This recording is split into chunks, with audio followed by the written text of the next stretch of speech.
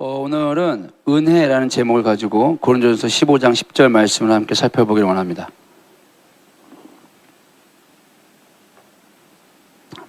은혜라는 제목으로 고린도전서 15장 10절입니다.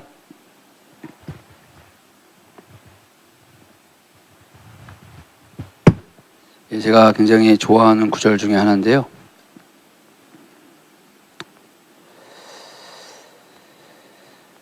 우리 바울 사도께서 한 고백입니다. 같이 읽도록 하겠습니다. 그러나 내가 나된 것은 하나님의 은혜로 된 것이니 내게 주신 그의 은혜가 헛되지 아니하여 내가 모든 사도보다 더 많이 수고하였으나 내가 한 것이 아니요 오직 나와 함께 하신 하나님의 은혜로다. 은혜로라. 사람이 자기의 마지막을 생각하지 않습니까? 저의 마지막에 쓸 문구를 저는 이걸로 꼽습니다. 내가 나된 것은 다 하나님의 은혜였다. 제가 나중에 저와 저의 후손들에게 꼭 이 말을 해주고 싶어요.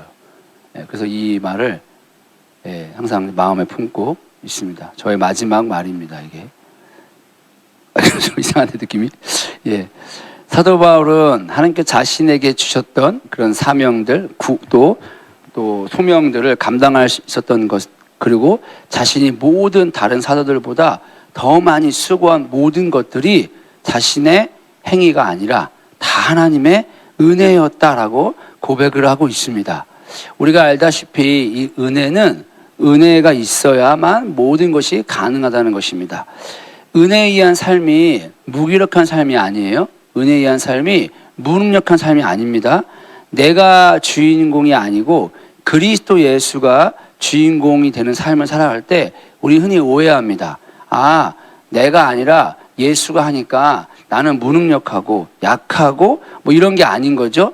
내가 주인공이 아니라 그리스도 예수가 주인공이 되는 이 은혜에 의한 삶을 살아갈 때에 나는 무능하지만 그리스도 예수가 유능하고, 나는 능력이 약하지만 그리스도 예수가 내 안에서 강한 삶으로 드러나게 되는 것입니다.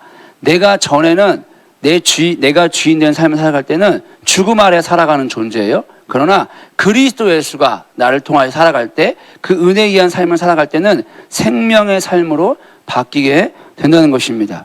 이것이 사도 바울이 일어났습니다. 그리고 사도 바울이 이것을 고백하는 것입니다.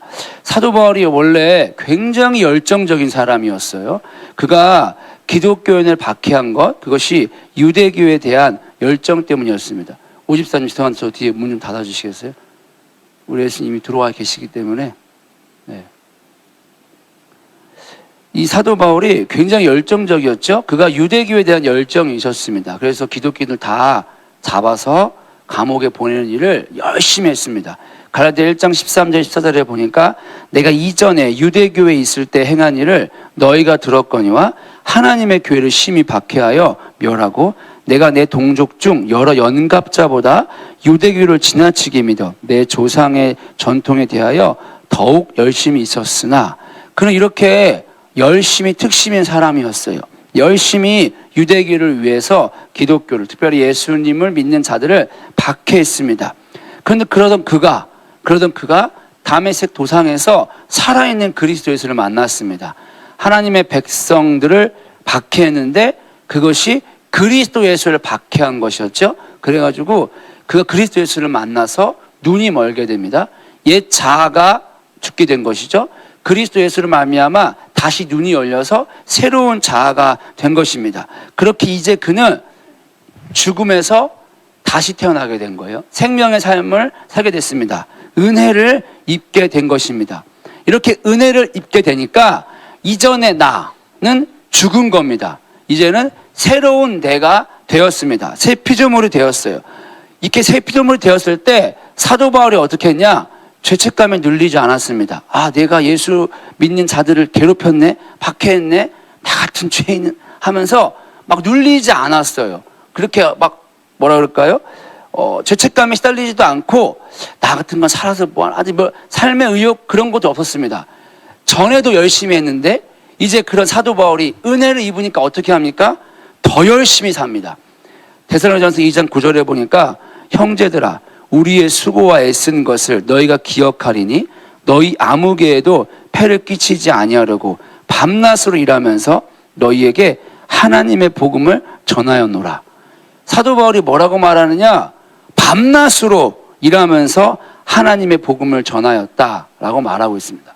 원래 열정적인 사람이 은혜를 입으니까 더 열정적으로 살아가게 되는 거예요. 그러니까 우리가 은혜에 대한 오해가 있는 것이죠. 은혜를 입으면 내가 사는 것이 아니고 내 안에 그리스도 예수가 사는 것이다. 그러니까 내가 하는 게 아니고 예수가 하는 거니까 우리는 아무것도 안 하는 거네 라고 하고 소극적으로 아무것도 안 하는 사람들이 있습니다. 그러나 은혜를 입은 사람은 그렇게 할 수 없다는 거예요. 전보다 더 열심히 하게 돼 있습니다. 열정적으로 살게 돼 있어요. 복음을 위해서. 그런데 그것이 내가 하는 것이 아니라 내게 해주신 은혜로 말미암아 되었다라고 고백하는 거예요. 분명한 차이가 있습니다. 그러니까 그런 사람들은 분명히 아는 거예요. 내가 지금 하고 있는 게 내가 하는 게 아니라 내 안에 계신 은혜가 하고 있다고. 그래서 더 열심히 살게 됩니다. 사도 바울이 어떤 존재였냐? 수많은 핍박을 당했습니다. 40의 하나 가만매, 즉 39대를 맞았어요. 여러분 39대가 임의대로 39대가 아니에요. 그 모세 오경의 율법에 맞는 39대입니다. 율법에 따라 맞을 수 있는 최고의 형벌을 당한 거예요. 그가 그렇게 맞았습니다. 죽은 줄 알고 내다 버렸습니다. 그럼에도 불구하고 다시 일어나서 복음을 전할 수 있었던 이유는 사도 바울의 열정이 아닌 거예요. 그것이 가능하게 한 단 한 가지 이유가 무엇이냐? 바로 은혜였다는 것입니다. 은혜. 은혜의 정의가 뭘까? 그 십자가복음 책 2권에 보니까 잘 나와 있더라고요. 은혜는 하나님께서 우리에게 명하신 바를 우리로 하여금 실천할 수 있도록 우리에게 힘을 주시고 우리를 도우시는 하나님의 살아있는 임재입니다. 기가 막히게 정의를 해놨습니다. 하나님께서 우리에게 명하신 바를 우리로 하여금 실천할 수 있도록 우리에게 힘을 주시고 우리를 도우시는 살아있는 하나님의 임재. 그 살아있는 하나님의 임재가 우리에게 거저 주어졌다라고 말하고 있는 것이죠. 근데 이 거저 주었다는 말이 어떤 것입니까? 우리의 행위로 말미암아 은혜가 오는 것이 아니라는 거예요. 공짜잖아요, 공짜. 뭔가 해가지고 거기에 대한 답례로 은혜가 오는 게 아닙니다. 이따 보겠지만 그냥 아무것도 안 했는데 은혜가 임하는 거예요. 그래서 그 은혜가 임해서 뭐 하게 합니까? 하나님의 말씀을 이루어 가게 하는 것입니다. 근데 그것이 내가 사람들이 보기에 수동적으로 하기 싫다고 끌려가는 게 아니라는 거예요. 적극적으로 하게 된다는 것입니다. 그런데 내 입장에서 볼 때는 수동적으로 끌려가는 거예요.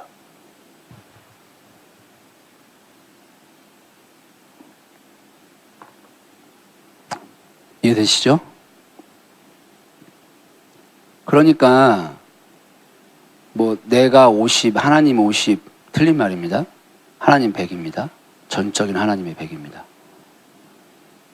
그래서 우리가 행위가 떨어지면요, 소위 말해서 하나님을 찾는 행위, 이 은혜를 담는 그릇들이 있거든요. 그것이 기도와 예배와 말씀이에요. 그러면 기도와 예배의 말씀인 이 은혜의 글을 담는 그릇을 우리가 소홀히 한다라고 했을 때는 우리에게 필요한 것이 무엇입니까? 권사님, 필요한 게 뭐겠습니까? 들으세요. 딴 생각하지 마시고. 예? 은혜가 구하는 게 아니고 은혜가 필요한 것이죠. 네, 은혜 없이는 못하는 것입니다. 그러니까 여기 답이 나오는 거예요. 행위를 하는 것이 아닙니다. 너무 간단하죠? 아주 간단한 겁니다. 그러면 오늘날 우리에게 필요한 것이 무엇이겠습니까? 열심히 하는 건가요? 오늘날 우리에게 필요한 게 뭘까요? 강주자 권사님, 너무 질문을 많이 해서 죄송하네 제가. 오늘 우리에게 필요한 게 뭘까요? 은혜입니다. 은혜입니다. 부러운 게 하나 있어요. 우리 여기 지금 권사님들, 집사님들 앉아서 젊었을 제 나이 때 그때 강현욱 권사님 옆에 우리 고집사님이 지금 예배인 줄 알아서 막 저렇게 참 귀하게 오늘도 예배인도 은혜 많이 받았고 하는데 처음 믿을 때부터 교회 잘 갔다 와, 내가 널 응원해 줄게 그랬나요? 제가 알기로는 아니죠. 우리 집사님이 회개를 많이 하셨죠. 그래서 예? 그럼에도 불구하고 교회를 갔습니까? 안 갔습니까? 예? 왜 갔습니까? 은혜가 한 거죠. 은혜가. 그럼 너무 간단한 거예요. 오늘날 우리에게 필요한 게 뭐겠습니까? 예? 뭐겠습니까? 오늘날 우리에게 필요한 게 뭐겠습니까? 대답을 안 하시고 계속 할 거예요. 대답했으면 끝나고 기도가 가는 건데. 오늘날 우리에게 필요한 게 뭘까요? 은혜입니다. 아, 빨리 끝내달라는 거구나. 은혜입니다. 아주 간단한 겁니다. 지금 은혜가 없는 거예요. 네, 은혜가 없는 거예요. 이거는 열심히 해서 해결될 문제가 아니에요.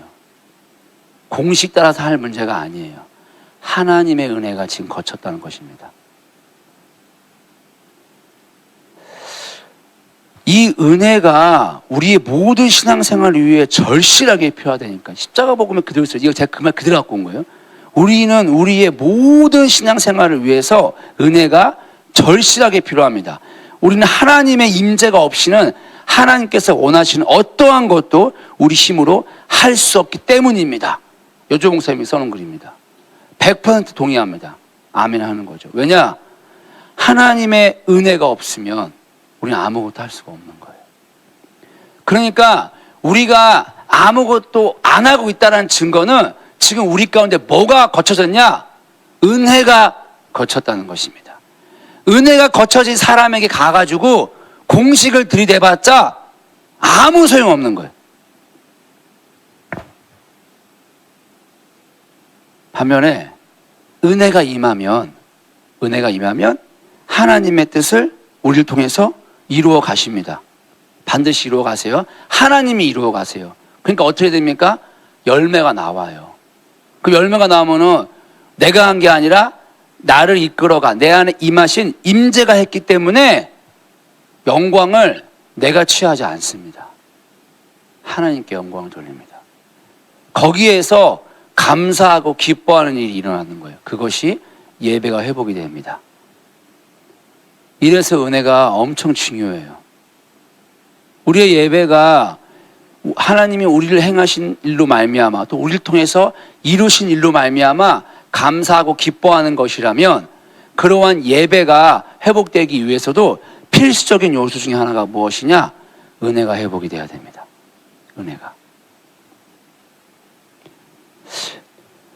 왜 그러면 하나님의 은혜가 우리 가운데 필요하게 될까요? 죄를 지은 인간은 저주와 심판을 받게 되어 있습니다. 근데 하나님의 뜻이 아니죠.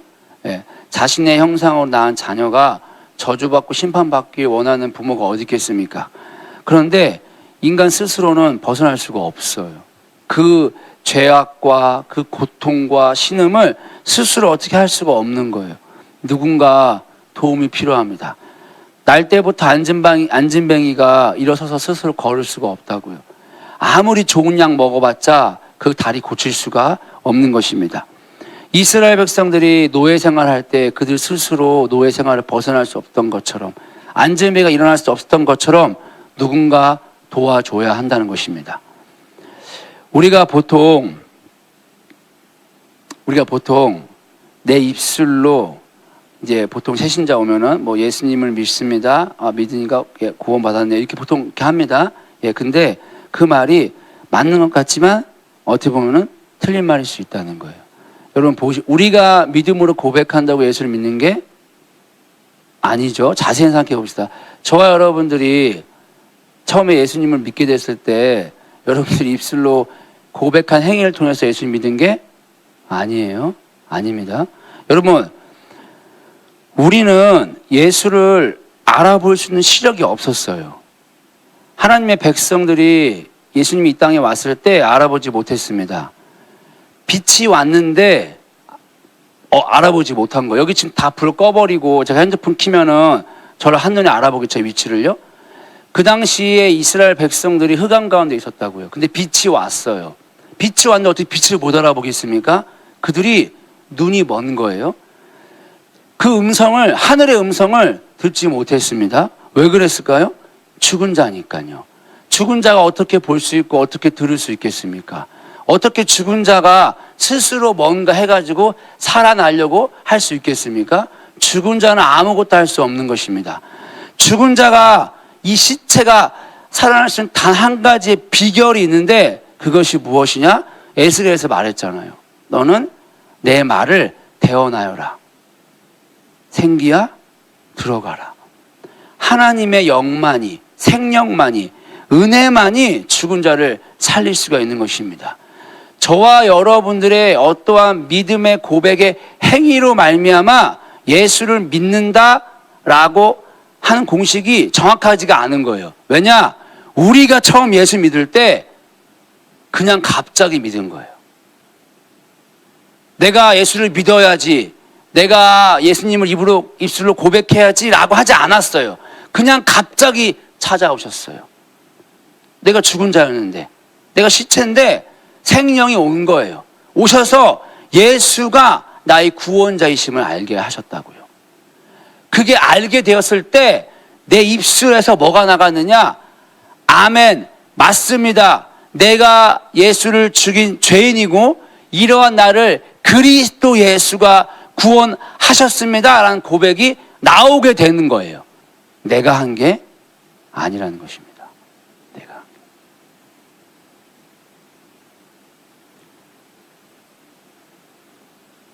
그러니까 뭔가 행위를 해가지고 예수를 믿게 되는 게 아니에요. 전적인 은혜가 임해야 됩니다. 그 새신자들 막 모아놓고 세뇌시키잖아요. 솔직하게 뭐 얘기해서 우리끼리. 예. 막 와가지고 입술로 고백하게 합니다. 그럼 뭐 한다고 그러죠? 구원받다라고 합니다. 그렇게 구원받는 게 아닙니다. 거짓이죠. 구원은요. 그리고 우리가 보통 이제 다음 세대 어떻게 했습니까? 오래 보통 다녀요.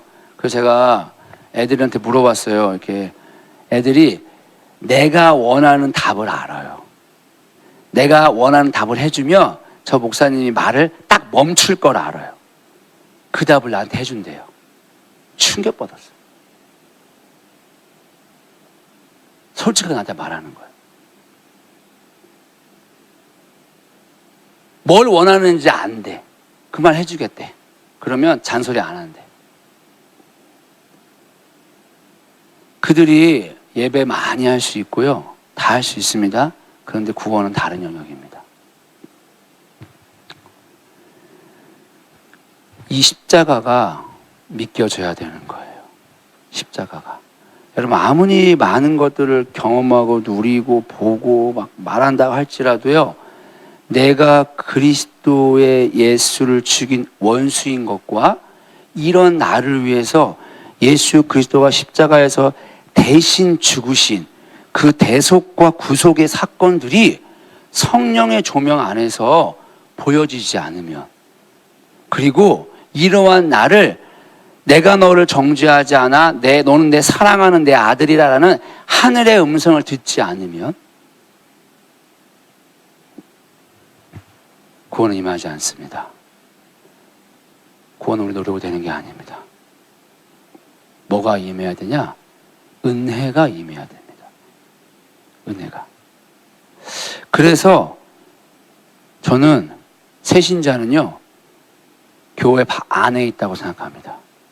교회 안에. 우리가 십자가의 구속과 대속을 모르는데요, 다른 것들 많이 경험해요. 오늘 은혜라는 단어 했으니까 우리가 보통 생각하는 은혜가 무엇입니까? 내 필요가 채워지는 거, 내 기도가 응답되는 거. 딱 이 수준으로 이해한단 말이에요. 우리 한국교회가. 예, 그게 은혜예요. 성경이 말하는 은혜는 그게 아니었잖아. 여종에서 정의한 거는. 여러분이 어떤 정의를 동의할지는 모르겠지만 저는 십자가 복음의 정의를 동의합니다. 자, 그러면 그 십자가 복음의 정의를 동의해버리면은 문제가 커집니다. 아주 심각해집니다. 십자가의 대속과 구속을 우리가 믿게 하기 위해서 우리 힘으로 될 수 있는 게 아니에요. 뭐가 임해야 되냐? 은혜가 임해야 됩니다. 그렇게 은혜를 입고 십자가의 대속과 구속을 믿게 된 존재가 이제 그를 통하여서 어떤 일이 시작되느냐? 하나님의 이 말씀들이 성취가 되기 시작해요. 그러니까 그는 이미 감격하고 있는 거예요. 구원 얻었으니까. 이미 감격했다니까요. 필요가 없어요, 다른 게. 세상 만사 이제는 부러운 게 없어. 그래서 사도 바울이 그의 서신을 쓸 때 꼭 쓰는 말이 있어요. 하나님 우리 아버지와 주 예수 그리스도로부터 은혜가 있기를 원하노라. 여러분, 사도 바울이 괜히 쓴 말 아닙니다. 이 은혜가 있어야 되는 거예요. 은혜가.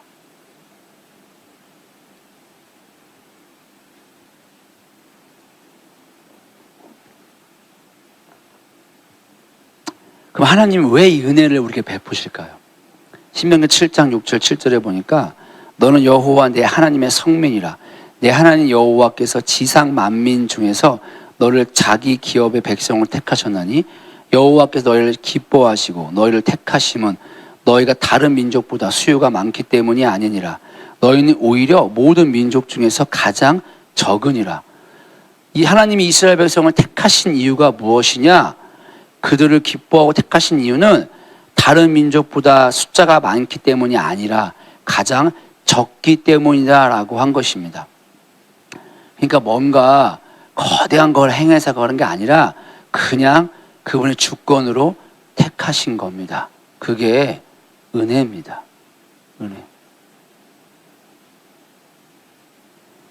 제가 질문을 해볼게요. 여러분 여기 오늘 왜 오셨어요? 수요일날? 직분자라서? 아니면 체면 때문에?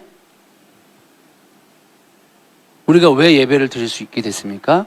내가 기도를 많이 해서요? 내가 뭔가 종교행위를 많이 해서요? 그것이 아니라는 것이죠. 네, 그것이 아닙니다. 우리가 그냥 죽은 자로 살아가고 있었다고요. 그냥 내일 죽어서 지옥 갈 존재로, 근데 그거를 모른 채, 눈이 가린 채 그냥 하루하루 아무 의미 없이 살아가고 있는 존재였어요.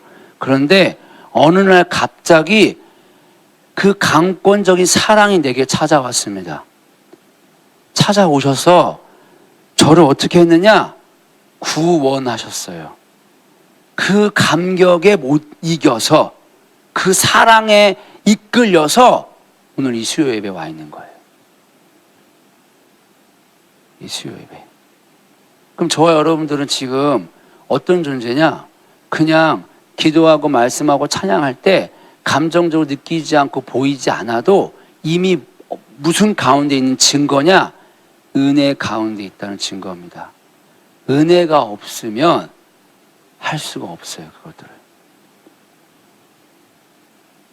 그러니까 사도 바울이 말하는 거예요. 너희가 예배할 때든지 기도할 때든지 삶을 살아갈 때든지 날마다 이 은혜를 기억하라. 은혜를. 저 여러분들이 오늘 오셨을 때 혹시 그냥 수요일이니까 이렇게 습관적으로 오셨을 수도 있습니다. 수요일이니까.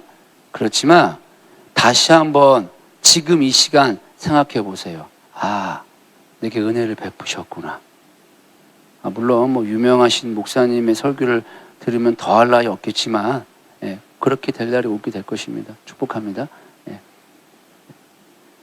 그렇지만 여러분들이 지금 와서 예배를 드릴 수 있는 단 한 가지 이유가 무엇입니까? 은혜라니까요. 예. 찬양에 기름 부음 없을 수 있어요. 말씀에 기름 부음 없을 수 있습니다. 그 평가는 내가 하는 게 아니에요. 나는 내게 주어진 은혜에 감사하는 거예요. 그 은혜가 없으면 난 예배를 못 드릴 거거든요. 여러분들을 아무도 메신저로 세우지 않거든요, 하나님은. 네. 우리는 평가하고 판단할 존재가 아니라 감사해야 할 존재라는 거예요. 은혜를 베푸셨잖아요.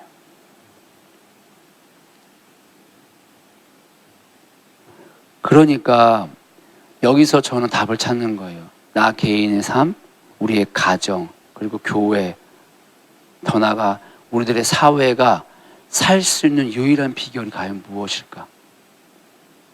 그것은 어떠한 종교적 행위에 있다는 것이 아니라 바로 은혜가 다시 우리에게 회복되어야 한다는 것입니다.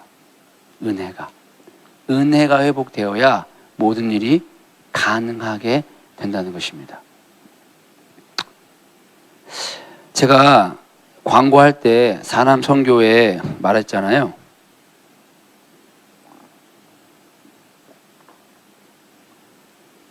이 설교를 100% 확신합니다. 단 한 명도 사남 선교는 안 들을 겁니다. 단 한 명도. 자, 그런데 내가 그들에게 해주고 싶은 말이 있어요. 그들에게 1대1로 말하지는 않습니다. 뭐 들을 수 있는 사람에게 다 영적인 거니까 들어 말을 해야 되니까 봐가면서 말합니다. 저도. 근데 지금은 하나님이 그런 마음을 주셔서 정리를 한 게 있습니다. 자, 예를 들어서 이런 겁니다. 제가 2015년도 14년도 말에 말씀 암송에 꽂혔어요. 말씀 암송에. 아, 이거구나. 하나님의 길이 무엇인가 고민했을 때 말씀 암송에 꽂혔어요. 그래서 말씀 암송을 막 많이 했습니다. 신기하게 또 그런 사람들을 붙여줬어요. 그래서 같이 말씀 암송을 막 했어요. 또 계기가 있었어요. 그런 친구들이 다 좀 이렇게 정신적으로 문제가 있고 심리적으로 문제가 있는 친구들이었어요. 근데 걔네들이 회복이 되는 거예요. 나 아무것도 한 거 없는데. 같이 말씀 암송 한 것밖에 없는데. 예. 자, 이 말씀 암송 하게 된 계기가 뭐냐? 제가 성경책을 읽다가 묵상하는 게 하가라는 단어인데 이 하가라는 단어가 소리를 내서 말하다는 것을 알게 된 거예요. 읽다가. 그러면 제가 지금까지 했던 묵상은 틀렸다는 소리인 거예요. 그리고 이 묵상하는 게 소리를 내서 하는 게 그게 묵상하는 것이고 그것이 말씀 암송인 것을 알게 됐어요. 자, 그러니까 저는 당연히 그렇게 했습니다. 그리고 관련된 책들을 살펴봤습니다. 이렇게 하는 목사님들이 있나? 있는 거예요. 많더라고요, 우리나라에. 대한민국이 또 그건 되게 잘하더라고요. 그분들 걸 읽어보니까 이렇게 말씀 암송을 했을 때 영적인 열매들 책에 적어놓잖아요. 그러니까 뭐가 더 사모가 되냐면 야, 이런 열매들이 막 맺혀지네? 그게 막 사모가 되는 거예요, 제가. 사모가 되는 겁니다. 특별히 어떤 목사님의 책을 봤는데 너무 사모가 되는 거예요. 막 그분이 막 말씀 암송 하나 했을 뿐인데 막 미국에 건너가게 되고 미국에서 큰 또 사역을 하게 되고 막 이제는 막 유대인들까지 막 복음이 뻗쳐지게 되는 자신이 기대하지 않았는데 예. 그건 이제 보니까 제가 마음이 어디로 갔냐면 이렇게 말씀 암송에 열매가 있구나라고 한 겁니다. 자, 그래서 제가 이제 말씀을 그분의 책을 읽으면서 말씀 암송을 하고 같이 말씀 암송을 막 했습니다. 그런데 중요한 거는요. 지금 8년이 지났잖아요. 저는 그분처럼 열매가 없어요. 그 왜 열매가 없을까? 왜? 방법을 따라한 거예요. 방법을. 말씀 암송이라는 방법을 따라했다고요. 그럼 뭐가 내게 주어졌느냐? 그 목사님은 A라는 목사님이라고 합시다. 그 말씀 암송 목사님은 말씀 암송이 그에게는 방법이 아니었어요. 하나님과 관계에서 하나님을 만나주는 도구였다고요. 그 말씀 암송을 해가지고 열매를 맺게 하기 위해서 하나님이 그에게 찾아오신 거예요. 그것이 은혜입니다. 은혜.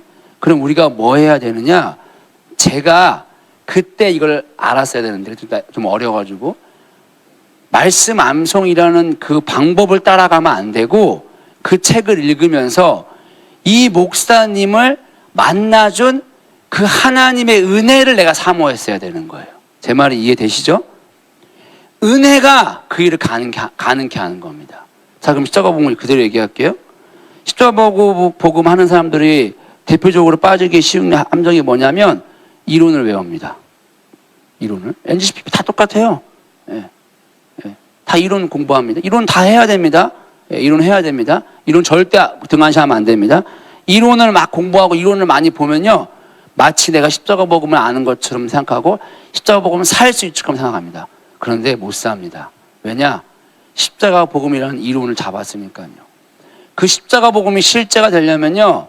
그것이 책으로 썩에 나와서 실제로 삶을 살게 한 그 하나님을 찾았어야 되는 거예요. 그 하나님이 내게도 오시도록 그 은혜를 구했어야 되는 거예요. 십자가 복음 책 저자도요. 자신이 알아가지고 쓴 게 아니에요. 그게 그 하나님이 자기한테 각권적으로 왔다고요. 와서 살다 보고 돌이켜 보니까 이론이 나온 거라고요. 그거를 보셔야 되는 거예요. 강 권사님, 아들한테 꼭 가서 말하세요. 이론을 구하려 하지 마시고 여목사님을 만났던 그 하나님의 그 은혜를 네가 사모하라고. 그래야 카피가 되는 겁니다. 예. 그래야 카피가 됩니다. 그게 소위 말하는 이 성령 사역하시는 분들은요, 기름 부음 전이라 그러는데요, 그거랑 다른 거예요.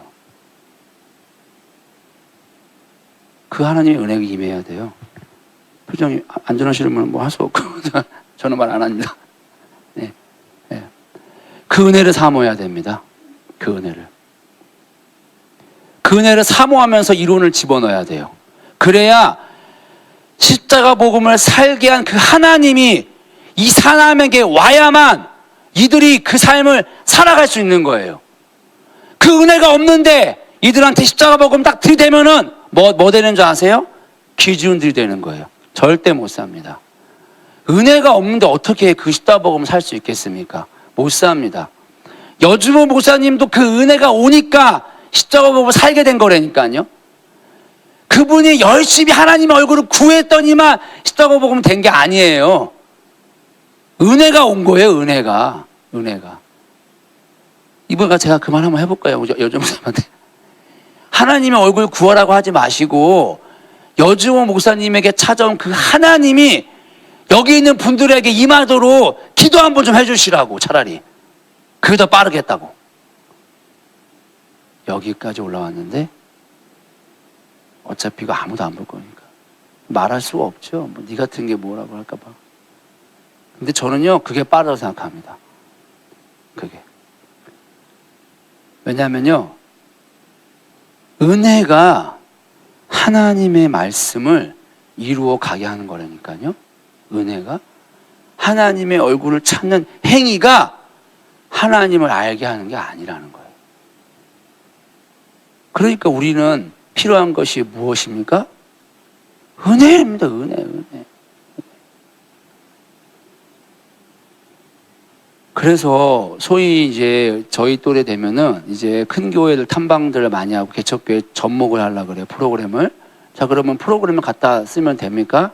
안 된다는 거예요. 여봉사님이 누누이 말하잖아요. 자기는 겉에 프로그램에 보이는 것이 아니라 저것을 가능하게 한 뿌리가 뭔지를 막 본다 그러잖아요. 저는 그 뿌리를 그냥 단순하게 생각한 거예요. 그것을 가능하게 한 하나님의 임재, 그 은혜를 내가 사모해야 되겠다. 하나만 더 할게요.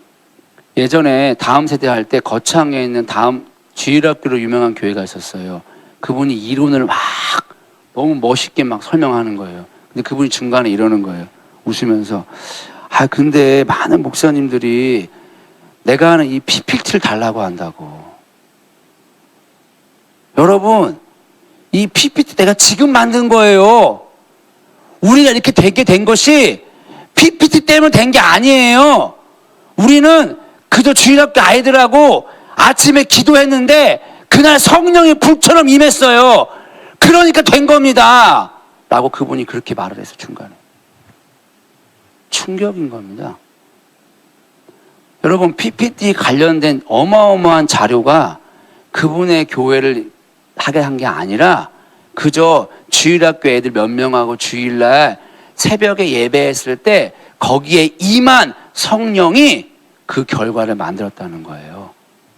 그래서 교회는요, 사람의 이론으로 지배하는 게 아닙니다. 은혜가 지배해야 되는 겁니다. 은혜가.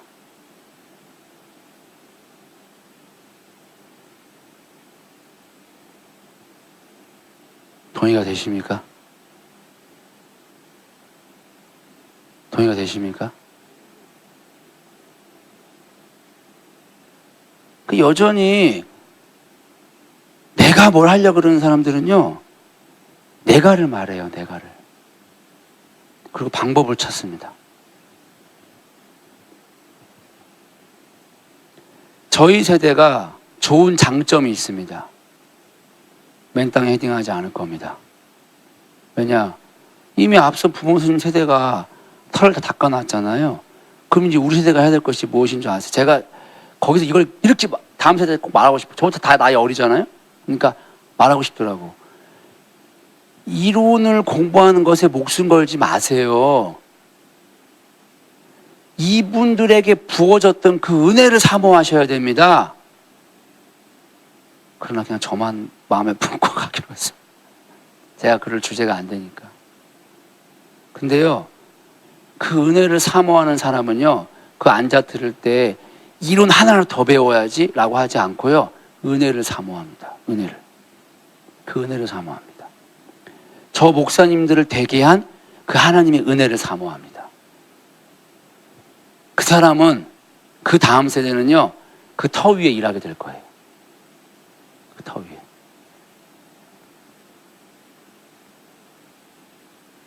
이것이 확증이 되려면 5년 뒤를 살펴보겠습니다. NGCP 출신들 5년 뒤를. 저는 졸업을 못할 것 같아요.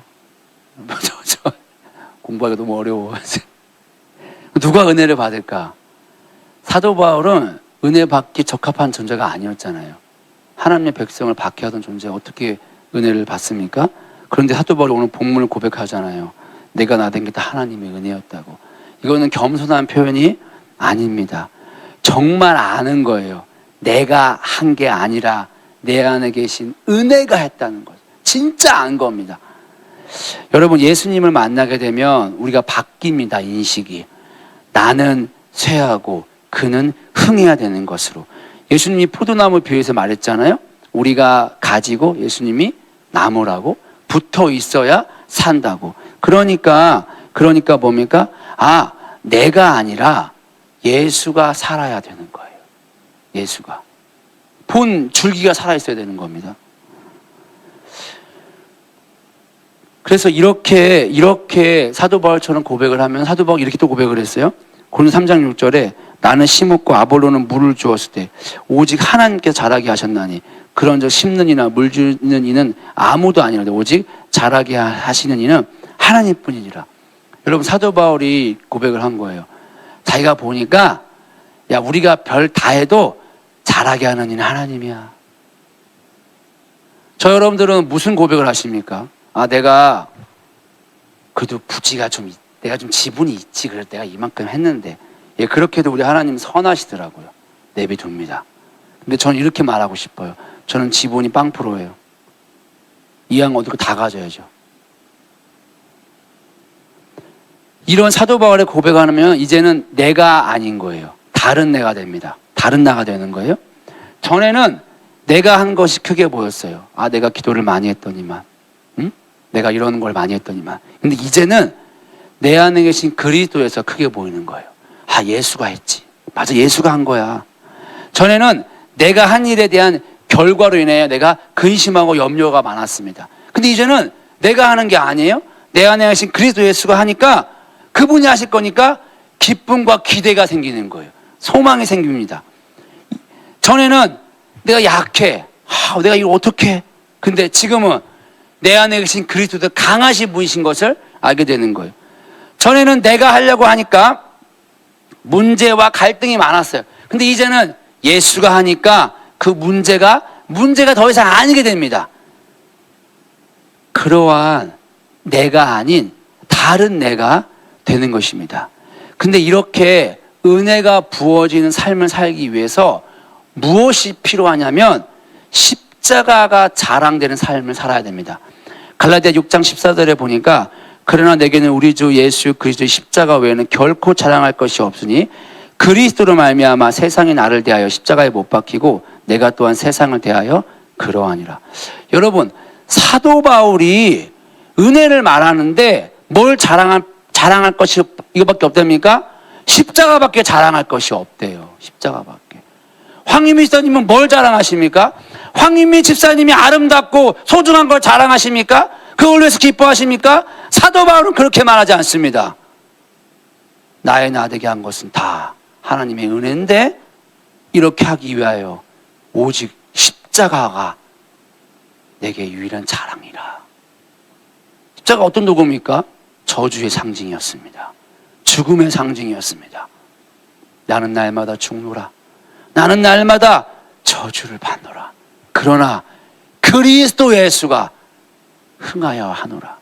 여러분, 세례 요한도 이렇게 고백했고요. 사도 바울도 고백했어요. 다윗도 이렇게 고백했고요. 모세도 이렇게 고백했습니다.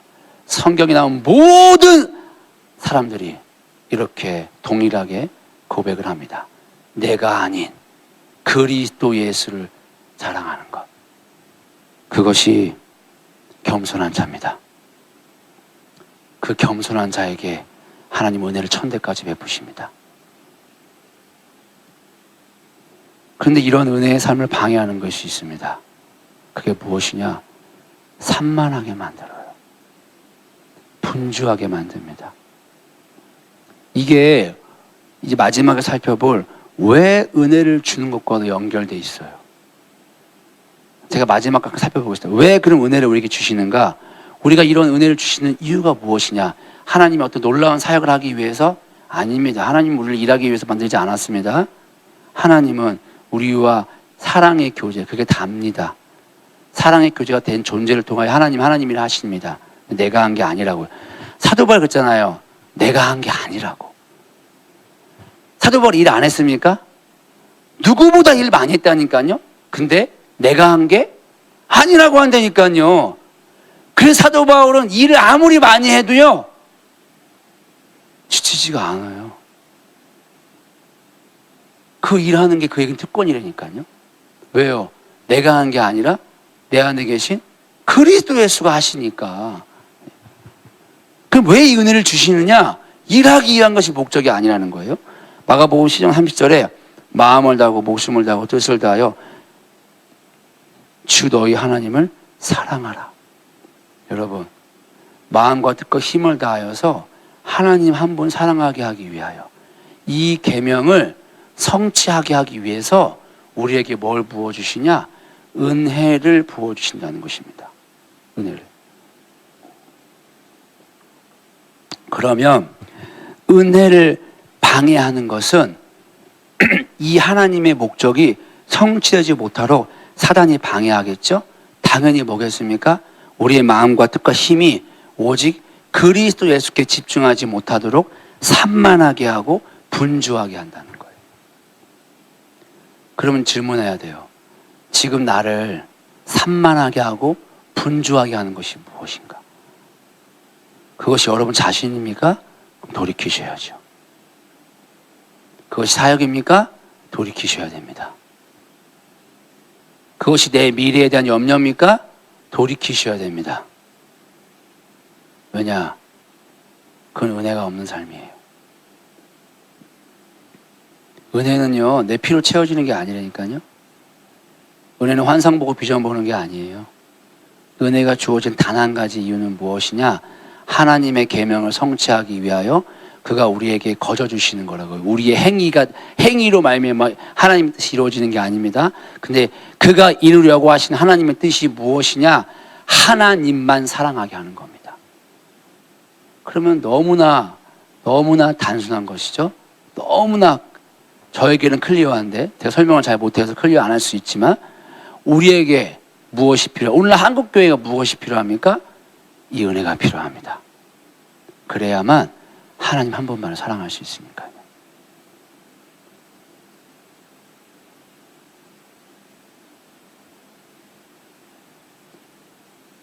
원띵의 삶은요, 은혜가 만드는 거예요.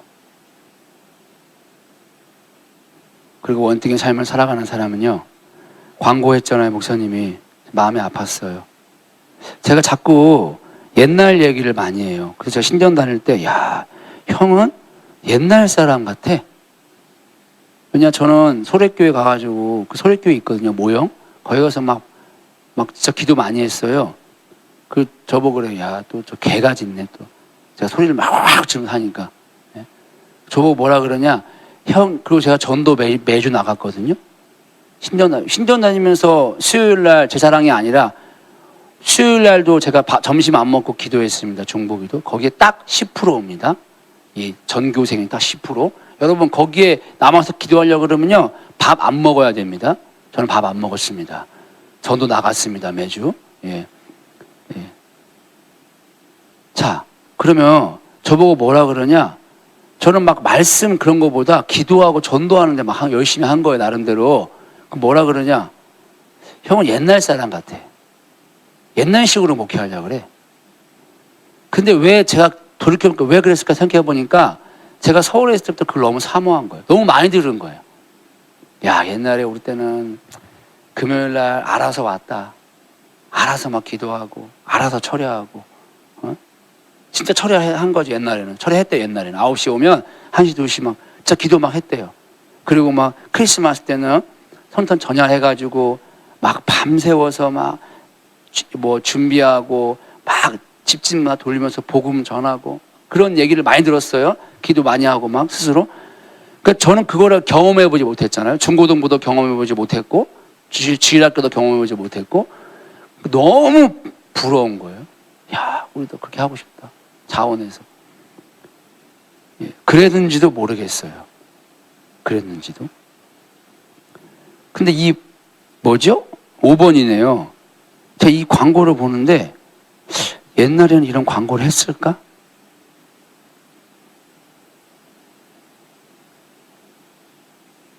옛날에는 그랬을 것 같아요. 담임 목사님, 광고 선생님한테 그랬을 것 같아요. 그땐 집사님이셨죠? 제발 교회 좀 작작 오세요. 적당히 좀 지혜롭게 좀 오세요. 남편이 화내면 어떡해. 그만 좀 와 좀. 그래도 막 싸우고 울면서 또 왔겠죠. 두자 권사님은 그런 경험이 없으신가요? 있어야 되는데. 옛날에는 말렸을 것 같아요. 교회로 오는 거를. 적당히 오라고. 이런 광고 안 나갔을 것 같아요. 모르긴 몰라도. 제가 왜 옛날 사람이라 그런지 아시겠어요? 마음이 아프다고요. 그런데 제가 월요일날, 수요일날, 금요일날 예배 참석하려고 계속해서 은혜를 구합니다. 근데 왜 못 들어오느냐? 제가 말했죠? 은혜를 방해하는 게 뭐라고요? 산만하고 분주하게 만든다고요. 그럼 너 뭐 했어 오늘? 모르겠어요. 근데 오늘 못 들어왔어요 예배. 이런 거예요. 너 오늘 뭐 했어 오전에? 근데 할 말은 없어요. 뭐 했는지 저 모르겠어요. 설명을 못 하겠어. 근데 뭔가 했어. 제가 사무실에서 분명히 뭔가 했거든요. 근데 예배 못 들어왔어요. 이런 거예요. 자, 내일 예배 하겠죠. 그건 제가 섬기는 거니까 그건 개인적으로 틀린 겁니다. 저는 예배를 섬기는 거 말고 자발적으로 참여하는 걸 말하는 거예요. 자, 그럼 금요일날 자발적으로 또 참여하려고 지금 마음 먹고 있습니다. 근데요, 은혜가 없으면 참여 못 한다니까요. 거기 와인 자체가 은혜라니까요. 그러면 이렇게 지금 써놓은 게 지금 저의 귀에는 어떻게 들리는 거예요? 은혜가 없습니다. 우리가 은혜를 구해야 합니다. 라고 들리는 거예요. 그래서 제가 수요 예배를 월요일에 하라고 했을 때 딱 바로 정했어요. 주제를. 이 말씀 가지고 은혜로 해야겠다. 바로.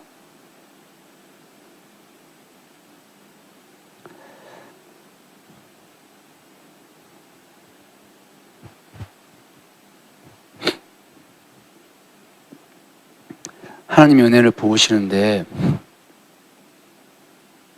하나님이 주권을 가지고 은혜를 부으십니다. 우리가 어떤 상황이든지 간에 어떠한 처지든지 간에 상관없이 하나님 우리에게 은혜를 붓기를 원하십니다. 그래야만 하나님을 사랑하니까. 하나님이 우리를 정말 사랑하시잖아요. 100으로. 그런 우리가 그 마음 그대로 사랑하려면 그 은혜가 없으면 불가능한 걸 알기 때문에. 그래서 오늘도 우리에게 뭐 하기를 원하시느냐? 은혜 붓기를 원하십니다. 그런데 그 은혜 붓는 방편이 무엇이냐?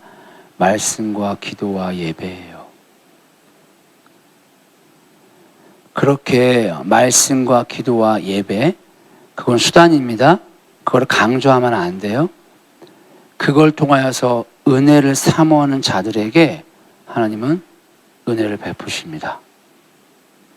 그리고 은혜를 입은 자들은 어떻게 되느냐? 혼과 육이 풀리게 됩니다. 요한 3서 1장 2절에 보니까 사랑하는 자여 내 영혼이 잘됨 같이 내가 범사에 잘되고 강건하기를 내가 간구하노라. 우리의 혼과 육이 잘되기 위해서는 우리의 영이 잘돼야 돼요. 우리의 영이 은혜 충만해야 됩니다. 그래야 우리의 삶이 풀리는 역사가 있는 거예요. 저와 여러분, 그리고 가정과 교회, 그리고 이 사회가 뭔가 묶인 게 있습니까? 뭔가 잘 안 되는 것 같이 보이십니까? 그걸 풀 수 있는 단 한 가지 비결이 있습니다. 그것은 무엇이냐? 우리가 은혜를 사모하되 은혜를 담는 그릇, 말씀과 기도와 예배를 통하여 은혜를 적극 사모하며 나아갈 때, 그런 은혜조차 우리가 있을 때, 사모하며 나아갈 때, 그 은혜가 임할 때 풀리는 역사가 있게 된다는 것입니다. 저는 오늘 이 밤에 단 한 명이라도 저와 같다면 꼭 그 은혜를 사모하는 영광교회 성도님 되시기를 예수님의 이름으로 축원합니다. 그리고 그 은혜를 여러분뿐만 아니라 여러분들의 가정, 그리고 여러분들의 사회까지 그 은혜가 차고 넘치기를 축복합니다.